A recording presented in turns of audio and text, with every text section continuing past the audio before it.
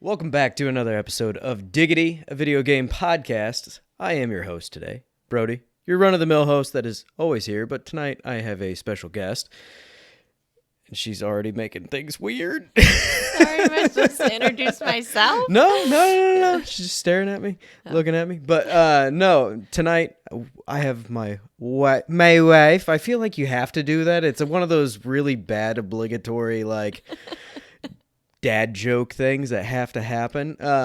But no, Jeff is on vacation tonight, and I didn't want to bring the normal Spawn Camp boys that we always bring on here. So we thought we'd bring Amber on here. Yeah. Sorry to disappoint that you all don't get your favorite Canadian Jeff, but I'll try and fill his shoes. It'll be fine. But anyway, we are a video game podcast that typically does weekly video game news, but this week will be a little bit different. But we are part of a larger network that we have created with some friends of ours that do other kinds of nerdy podcasts, and we are called Spawn Camp. We have WASD, which is a podcast that focuses mainly on PC gaming, as you would imagine, and they also do a lot of topical things. We also have the Build Bros on there, which are an anime and gunpla podcast, and we also have OBO, or Objectively Bad Opinions, which is the whole Spawn Camp network gets together and does some crazy, stupid shit usually. And that's usually once a month. Which I can't wait to watch you eat the chip again. Yeah, I gotta eat the one chip again. The new chip. The new chip. Yeah, it's daunting. It's still just it's hanging out over there. But this month was crazy. We got a bunch of people doing a bunch of different things, and so we did not record OBO this month, but we will be back here shortly. We also have a free Discord channel, which you should join. You can hop in there. You can talk about anything from F1 to food to, just posting stupid memes and whatever. We have a really cool community, and everybody gets together and plays games on a pretty regular basis. But we would love to have you there. The link will be in the description. And, without further ado... Hit me with it. So, the funny thing about all of this is...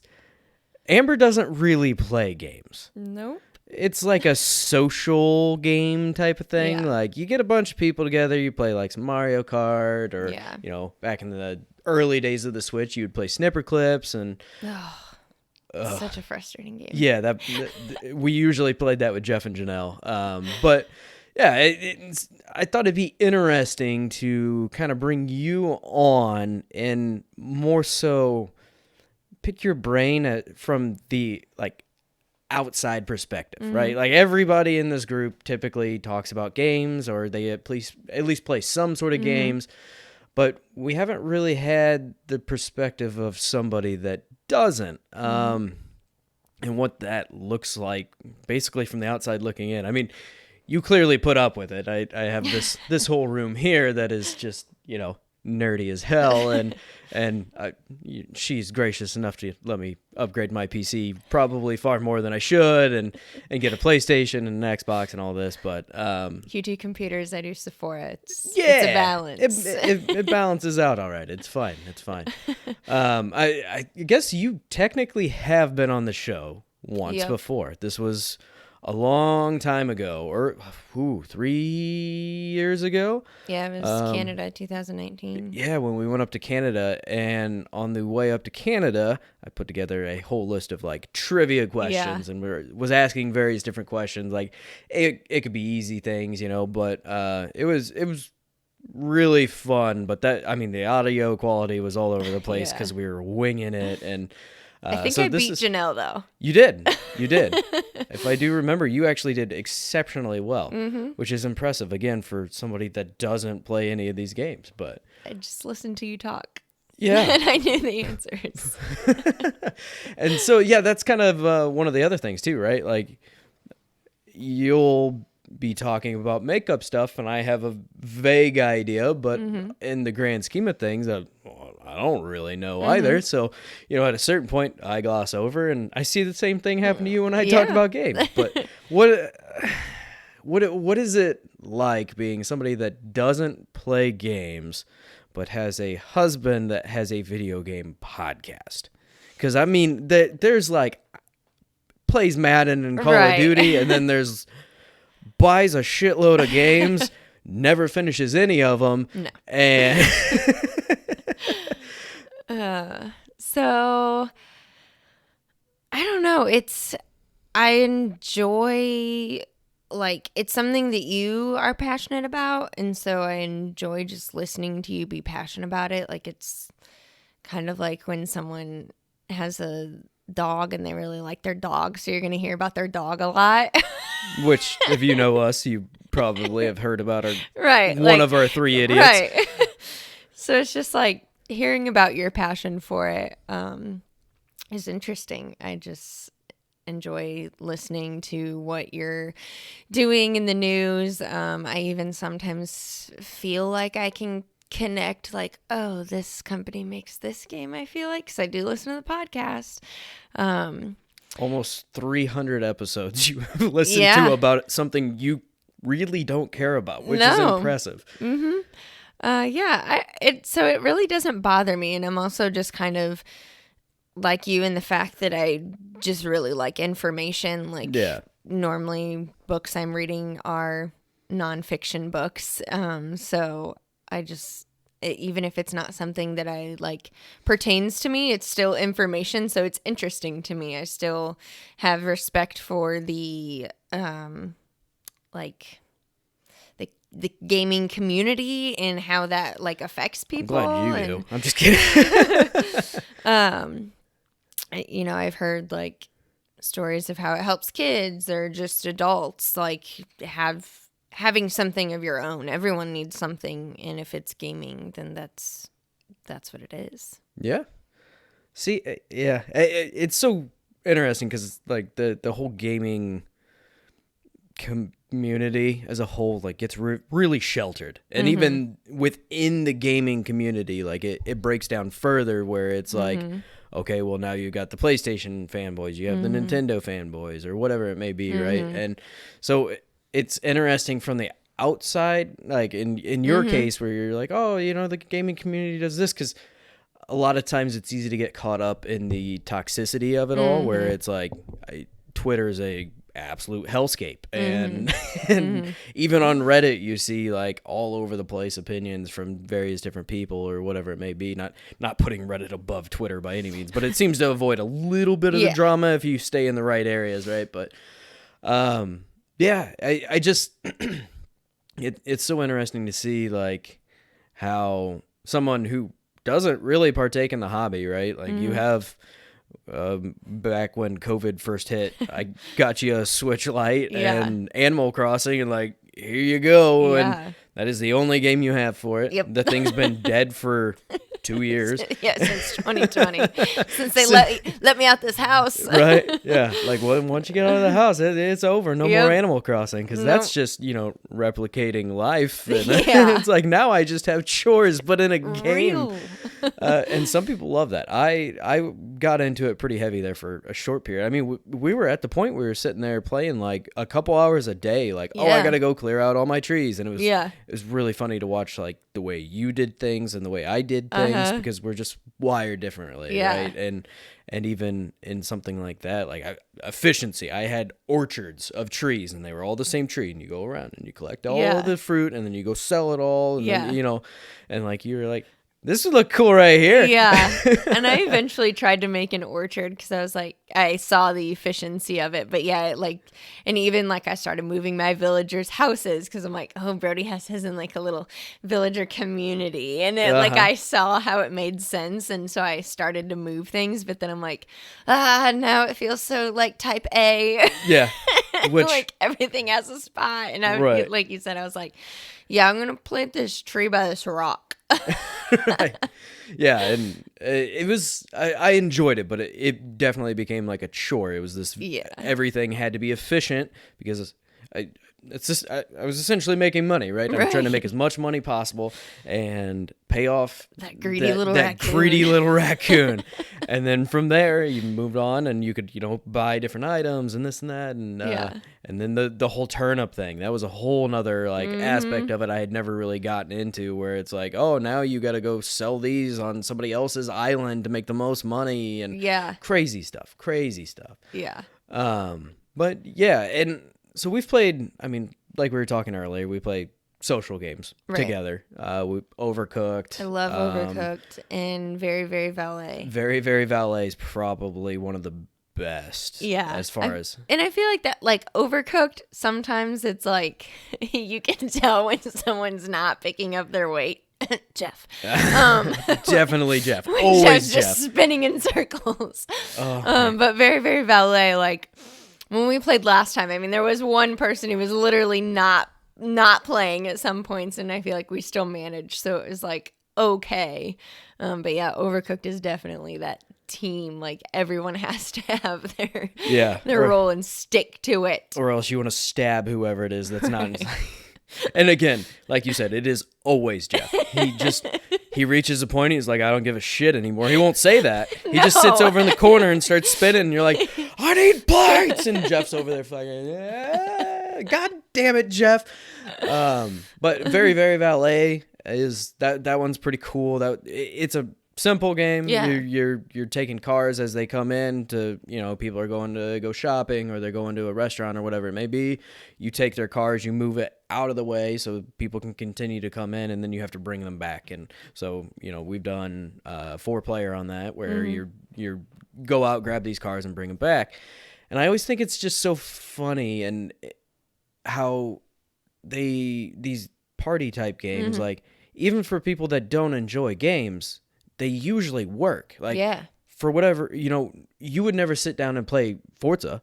Right. But Mario Kart, yeah. Yeah. And it's like, it's the same concept, more or less, but there's something about that like community or not even the social aspect of it of like, I mean, we don't really play Mario Kart if we don't have other people over here.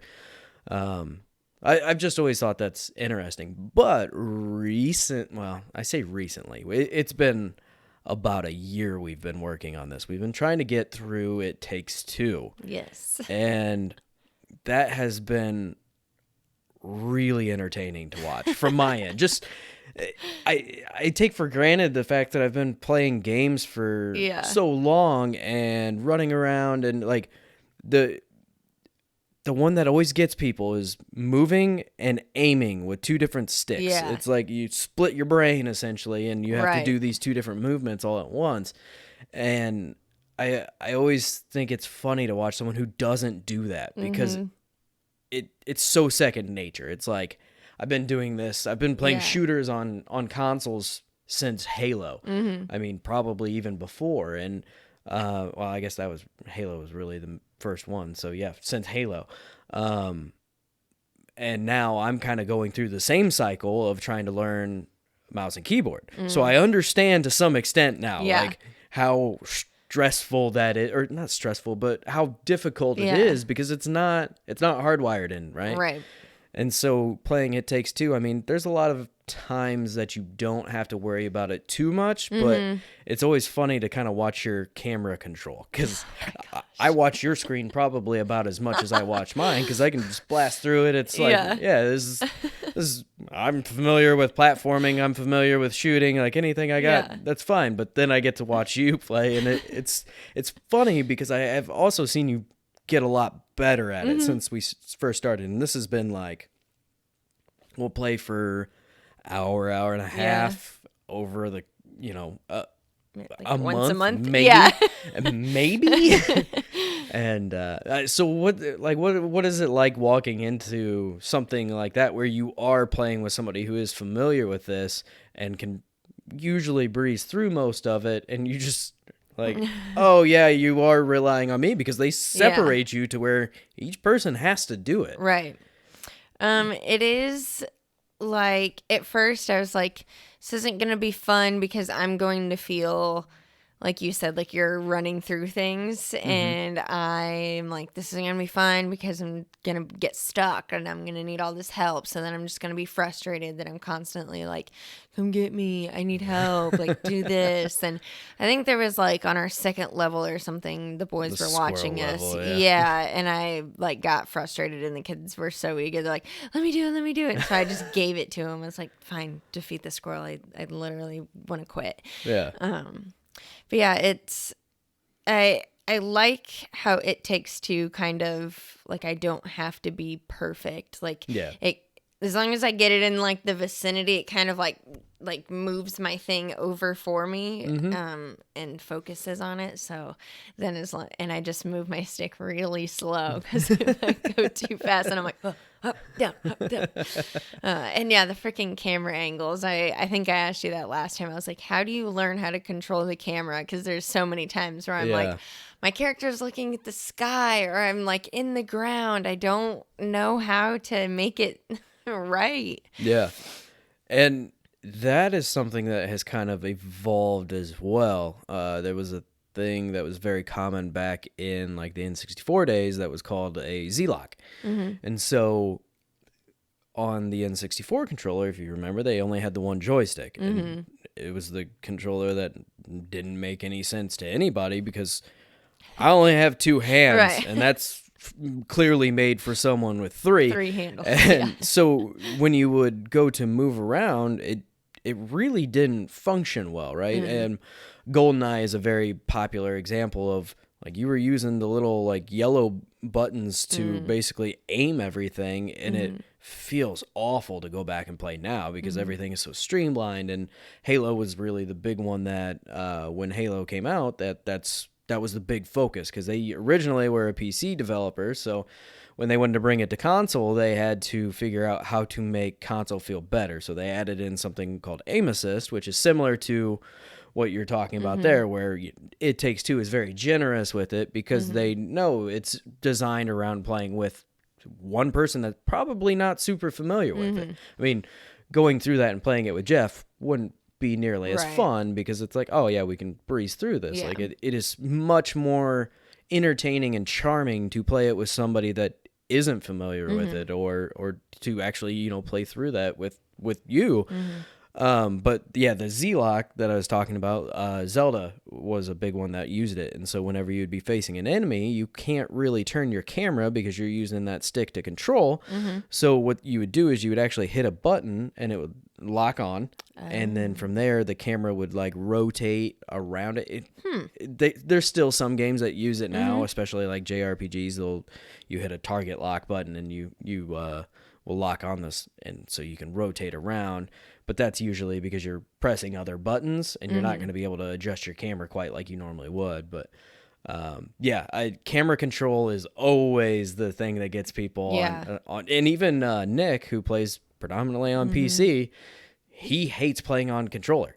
He can't stand it. I don't remember what game it was, but he was talking about it, and he's like, oh, yeah, I want to play this, but I don't want to play it on a controller. Oh, it was Modern Warfare. And the beta was out on PlayStation. He's like, I just can't play on a controller because he's played mouse and keyboard since he was a kid. Yeah. And that's what he's familiar with. And was that the only way to do it with a... that was the first weekend of the open beta, so it was only on PlayStation because, deals and shit. But...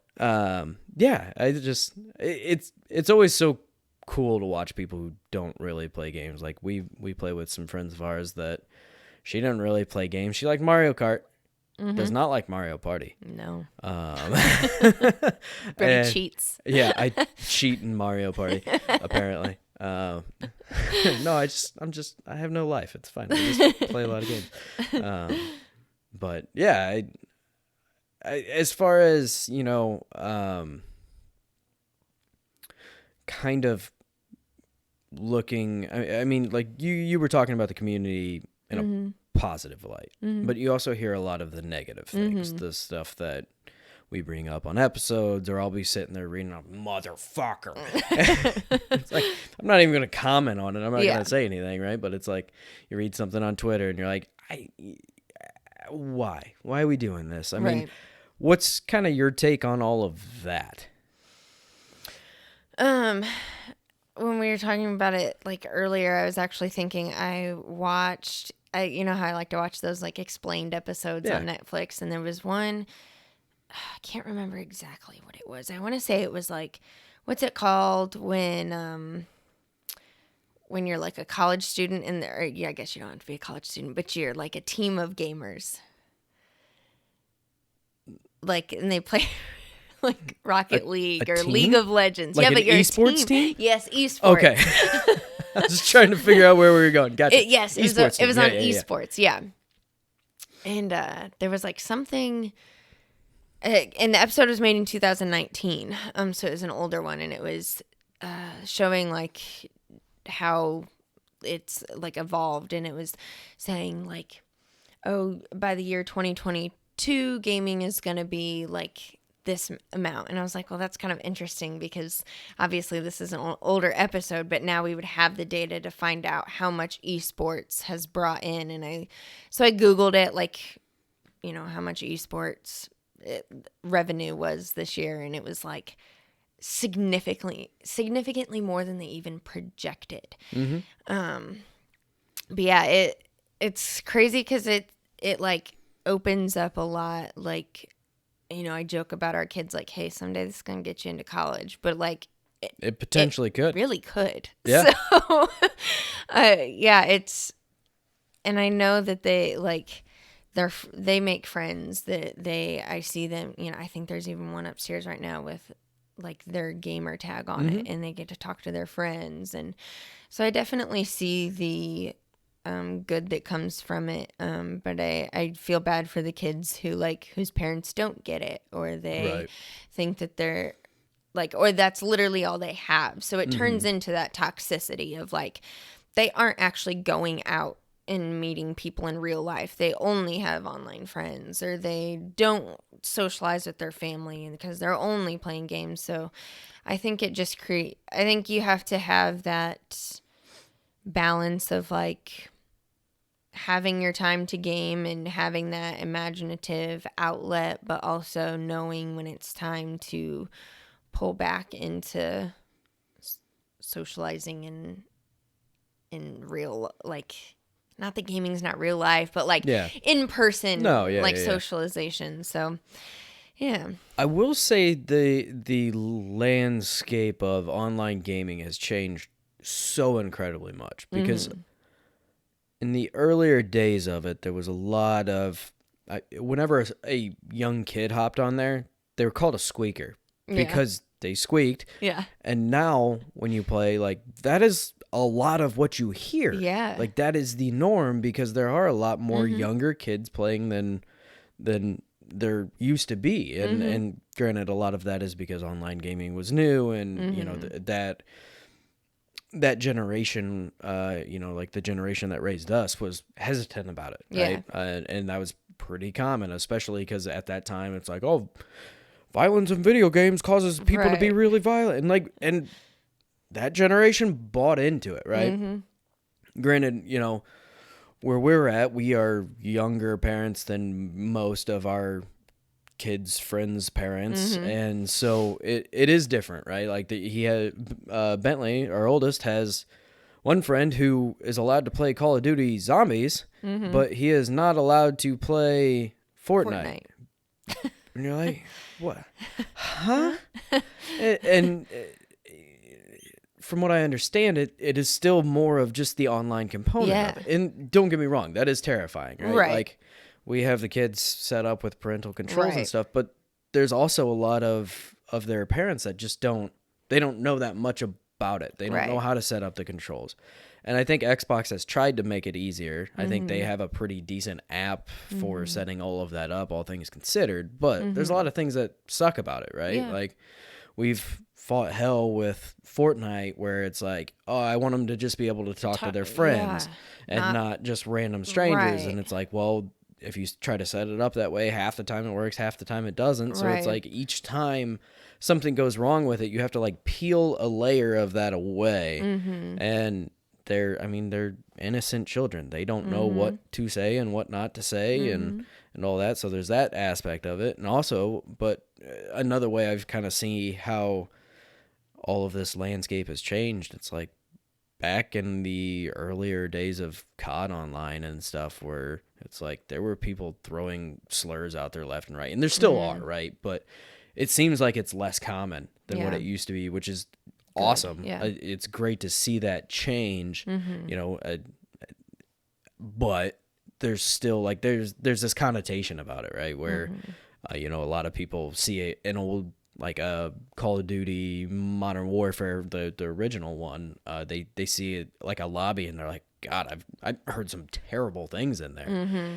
And I mean, now I've noticed that a lot of times when you're playing online, there's a lot of people that don't even turn their mics on. Yeah. Unless, somebody pipes in and is like, hey, anybody got mics, whatever Yeah. it may be. But I mean, you used to go into a lobby and when you'd load in and people would start throwing out the N-word and like just immediately for no apparent reason. You're like, what is happening? Right. So, I mean, there was that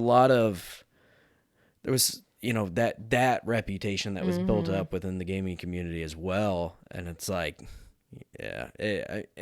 I've had great experiences too, right? Like Destiny 1, met some people from like Scotland and other things, playing Vault of Glass early in the morning, doing a raid, and it's like we need a guy dropped out because he got pissed off and left, or he had to go to bed or whatever it is, and so we just picked up somebody, and it's like some random dude from Scotland or like across the world. Yeah. And so that's like the good experiences, or even just the time spent, playing with buddies and friends and stuff, outside of a work environment or outside of, even spawn camp, right? Like not to like, I mean, that's not that, when we do podcasts and stuff, that's not a good thing, but it's also nice to just sit back and like play a game. Even, we have a wide skill level range within spawn camp. I mean, we have a couple guys that are really, really, really, really good at first-person shooters. And the rest of us are like, yeah. I just learned that. Yeah. Yeah, I was going to say, maybe that's why I have such like like I see the good on it more than I do the bad, just because I see how it's like brought you such like closeness. Like I feel like before, like I don't even know who you gamed with before you had met Jeff. Like, and you guys were like, whoa, he games, I game. That's kind of cool. Maybe Shane. But then, that led into meeting WASD and beyond. Like we were literally at Nick's wedding, like, and that like memory just came up on Facebook, and I like remember captioning our picture like, some Saturdays are spent on the couch and other Saturdays are spent at the people's wedding that you met on the internet. Like, right. And that's awesome, right? Yeah. Like so I feel like it's just poured into you a lot to really give you people that have some of the same interests and hobbies and can really build a community that way. Yeah. You know what else is really good? Shaving your balls. Tell me more. Okay, I will.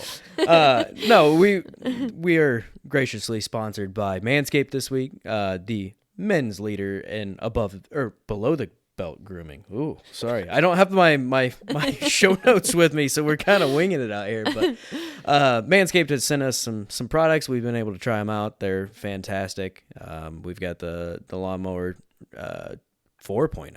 Yeah. And I believe they're actually sending us some new stuff, so I'm excited to be able to try out some of the other newer products, because they just keep putting out new products. It's fantastic. Everything I've tried has been great, though. I mean, they have the old ball deodorant and the ball refresher, and aren't you happy you could be here for this? Do they feel nice and refreshed afterwards? Yeah, they do. They feel like they smell better, so ready that's good. To take on the world. That's right, ready to take on the world. But we greatly appreciate them sponsoring us. Their products have been fantastic, and thank you, Manscaped, for sponsoring us. Also, you have to, use our code Diggity at manscaped.com/Diggity, or you can just use it at checkout. Sorry. God, I need a prompt for this how shit. much off? Thank you. 20% off and free shipping. I really need to do a prompt on this. Like, I need to put it up on the TV or something to where for whatever reason, a teleprompter where the words slide up. It's crazy how when you try to wing something like that, that's when you're like, I have so much I need to say, and I'm just not going to say any of it. I'm just going to go in circles, spin the wheels. It's fine. But you sit here and talk about things, random trivia facts from games, and like the Z-Lock and stuff like that nobody gives a shit about. But thanks, Manscaped, even though I butchered your read. Keep it coming. Yeah, keep her coming. So as far as, some of the games that you have tried over the years, what's your best experience with one? Not even just from a, not, it doesn't have to be like It Takes Two where it's just us playing. It doesn't have to be a social thing. It doesn't have to be an Animal Crossing. Like, just what have you enjoyed the most, or what do you have the fondest memories with? So growing up, we had a GameCube, and I think we had a PlayStation, but there was like no games for us on the PlayStation, so there were, but obviously my family didn't have them. And we had a GameCube, and we would get games from that, but I think I told you this like one time, like we didn't have a memory card. Oh yeah. So sometimes we would play like all day to like get to a new level or to beat something, and then it was like there was nothing that would save that. So I don't honestly really have fond memories of a GameCube, but someone who did have a memory card, my cousin Jordan, and they had Zelda, I think it was Wind Waker? Yeah. Mm-hmm. Yep. And I played through that whole game. It was like every time I went over there, I'd always be like, okay, load it up. Or they had Zoo Tycoon on their computer too. I really loved Zoo Tycoon. Yeah. But yeah, I remember Zelda being a really like cool one, because obviously it was at my cousin's house, so he would play like way far ahead. Mm-hmm. So then when I would get stuck, I'd be like, "Oh, what'd you do?" And he could help me, or my uncle was there and he'd be like, "Oh no, give it to my dad. He got me through." And so that was always fun to have like something to look forward to going over there. And then obviously like playing Animal Crossing was super fun, because that was probably like the first game that I'd ever played like willingly by myself, had my own interest in. Mm-hmm. It just attracted me, the cute little characters. Cute little characters that get you every time. It's like, I want to collect those cute little characters. So that was super fun. And like sometimes I do think about like getting back into it and, going like hanging my head back at my island shamefully.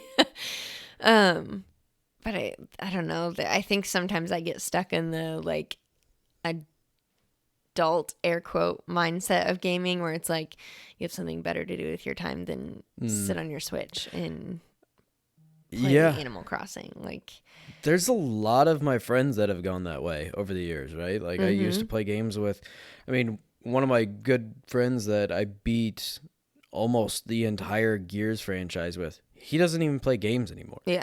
Like, just doesn't at all. He's like, I don't have time. Yeah. He's like, you don't have time? Right. You have plenty of time. Yeah. Like, I know you have time. Yeah. I sit there and watch TV, right? Because there is still a little bit of that idea that gaming is childish, right? Like, and I get it.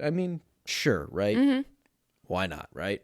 I have guys I work with, a lot of older guys that view gaming as childish, but there's also a bunch of guys out there that they play Call of Duty together, or they play, whatever it may be. Mm-hmm. So it's this weird mixture, and that's even across different ages too. It's not even like that's just like the younger guys that all play together. No, it's the younger guys, a little bit older guys. Mm-hmm. But yeah, it's interesting when you do come across somebody and they're like, "You still play video games?" You're like, "Yeah, right, yeah, I do." Yeah. Why does it matter in any capacity to you? Right. Yeah.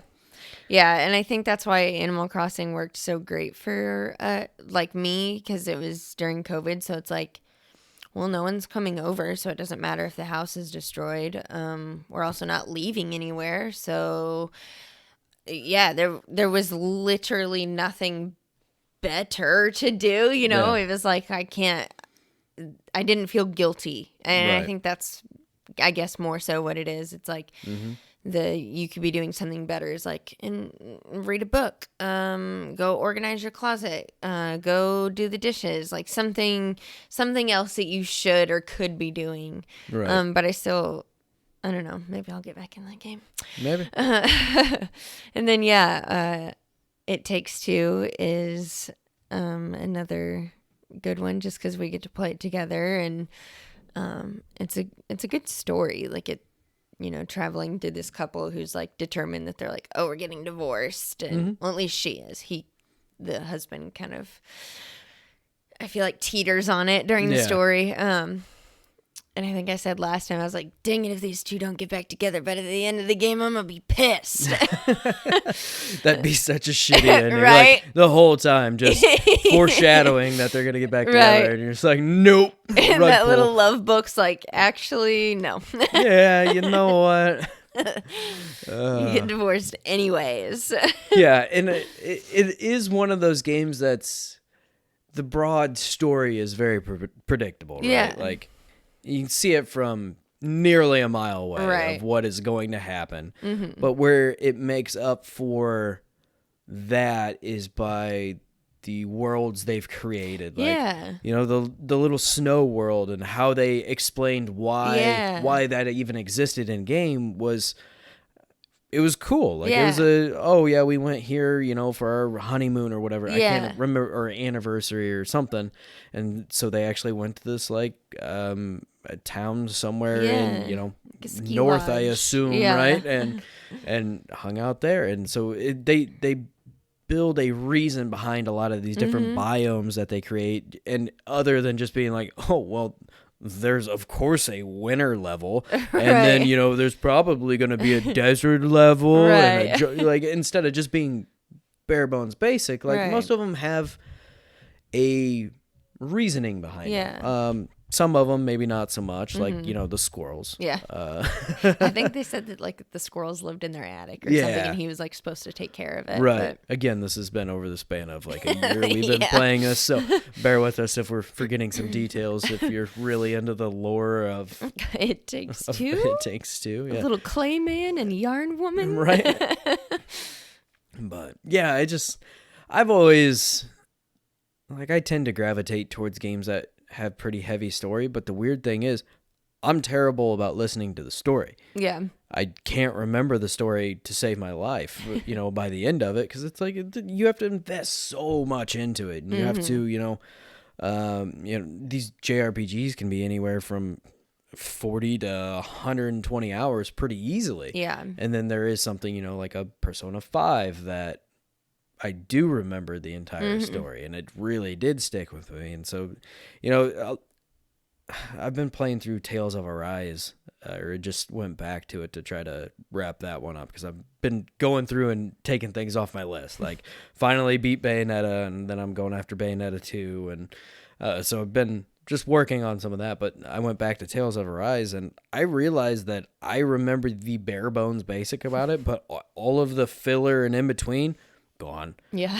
Gone. It's been a year since I played it, and when I came back to it, I was so incredibly lost. I bet. And had to completely reteach myself how to play it, for one, because it's like, it has a little bit of weird menu stuff, but it's always just kind of interesting to see what people tend to gravitate towards and why they gravitate towards it. And the weird part for me is I don't know why I gravitate towards it. Like, I enjoy first-person shooters as my, like, mindless, I'm just going to go out and shoot something type thing, but my bread and butter is JRPGs, and I can't remember the story to save my life.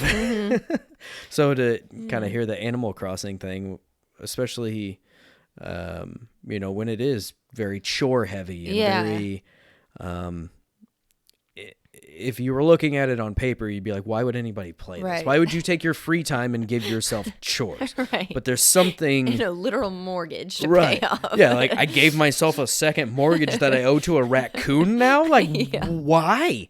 But there is something, interesting to be said about the fact that is somehow relaxing in some way, shape, or form. Like, there's no real pressure. Like, your mortgage isn't due at the month. on in this game, right? Like, you just have to pay it Right. off before you can do certain things. I'm way behind. Right. Like, we should do that with our actual house. Like, I just can't, do certain things until the house is paid off. And it's like, yeah, maybe that'd be a good carrot at the end of the stick to just keep Yeah. throwing shit out.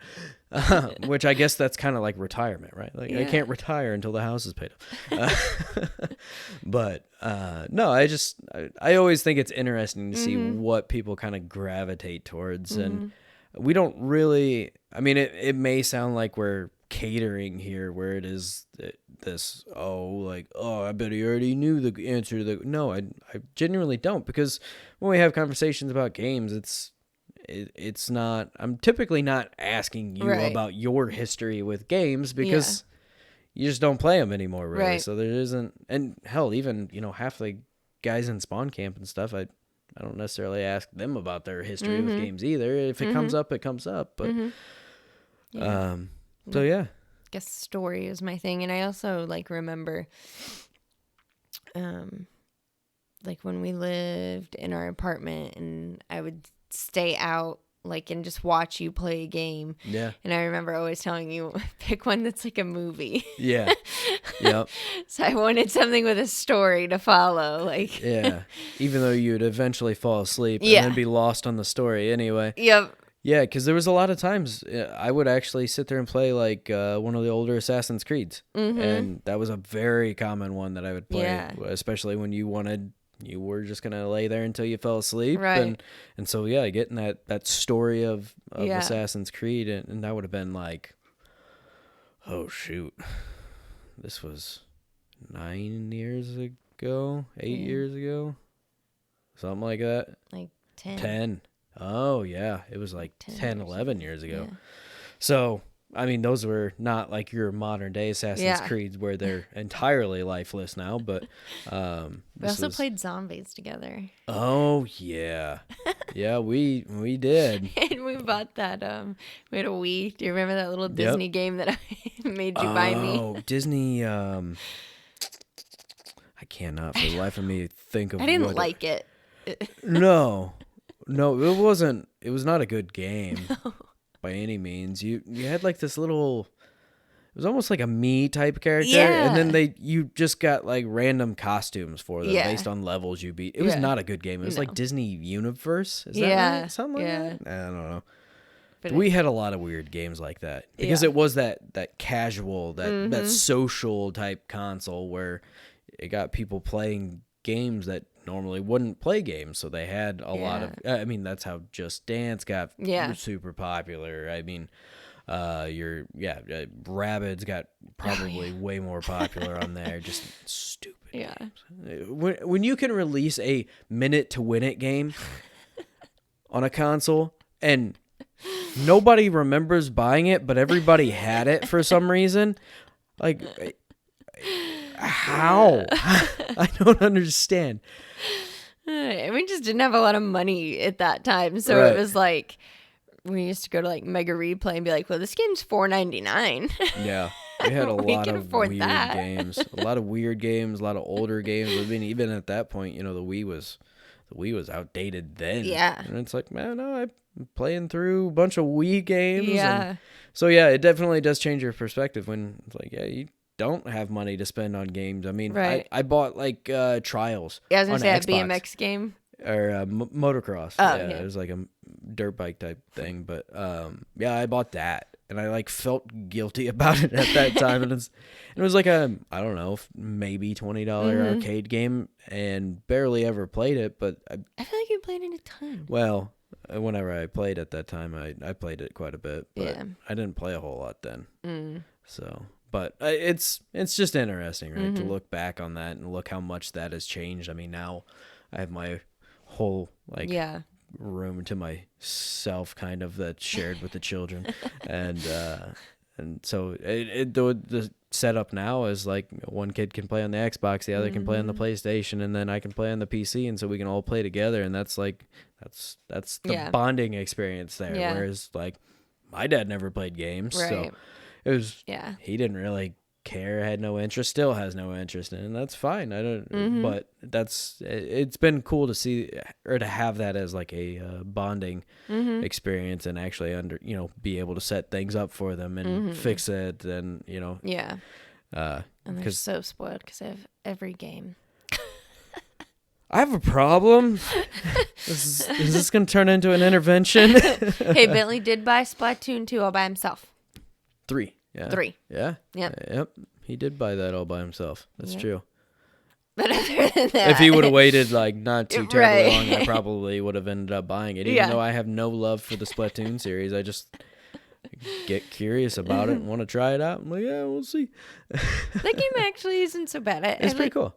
I kind of like it. It's a neat little concept. Yeah. Nintendo did a really good job with that. Mm-hmm. Especially for such a weird idea. Yeah. And anybody outside looking in at what Splatoon is you're a squid person? Yeah. You go down in the ink? Yeah. Uh-huh. You gotta collect the ink and to spread the ink. You kill people with paint? Mm-hmm. Uh-huh. Mm-hmm. Yep. What the fuck? Yeah. But I think I'm gonna go ahead and wrap this up. Okay. I think this was it went better than I expected. I genuinely, walking into it, you're like, well, are you gonna take notes? I'm like, no, we're just gonna wing it. And we didn't end up covering any news just because there wasn't really a whole lot this week anyway. So it actually really worked out. Jeff, you can go on vacation. That's fine. Whatever you do, you. I'll survive without you. But yeah, no. Thanks for hopping on. Oh, thanks for letting me. Maybe we'll do this again sometime, and it'll be less focused on this. Maybe I'll just drag you into it and be like, "You got to read about the news." Yeah, and I'll pretend to give my informed opinion. That's right. That's all we're doing. That's what we do too. We're just out here faking it until we make it, right? Just kidding. But anyway, thank you guys so much for listening. Don't forget to hop into the Discord. We'd really love to have you there, and you can join in on conversations. Again, everything from F1 to video games to cooking to mainly talking shit about Nick. Hi, Nick. Hi, Nick. Love you. But it's always a good time. It's always pretty active. We got a lot of Gunpla creators in there, and they're just incredibly talented, and yet they still, act like they don't know anything. And I can barely snap build. Fuck you guys. But hop in there. If you really like what we're doing here, check out the other podcasts under Spawn Camp. So we have Beyond or WASD and Beyond. You have to forgive me. I am running on very little sleep here. WASD and Beyond, Build Bros, and OBO, or Objectively Bad Opinions. These upload throughout the week. I mean, we pretty much at this point have content coming out almost every weekday. It's a lot of stuff. We got a lot of good guys working on stuff here. So definitely go check that out. If you aren't already, please subscribe to our YouTube channel, tell some friends, all that good stuff. I know nobody likes to hear the typical YouTube thing, but it genuinely helps us out so much, and we would greatly appreciate it. I mean, tell your grandma, make her a Gmail account, sign up and subscribe to us. That'd be great. I don't care. I don't care how it has to happen. Just make it happen. Your dog wants an email. That's right. Yeah. That little pitiful animal that you have, go ahead, make it a Gmail account, subscribe. It's great. It's fun. But thank you again, and we'll see you next week with probably a normal episode. We'll see. We never fucking know anymore. Taking your job, Jeff. See you, Jeff.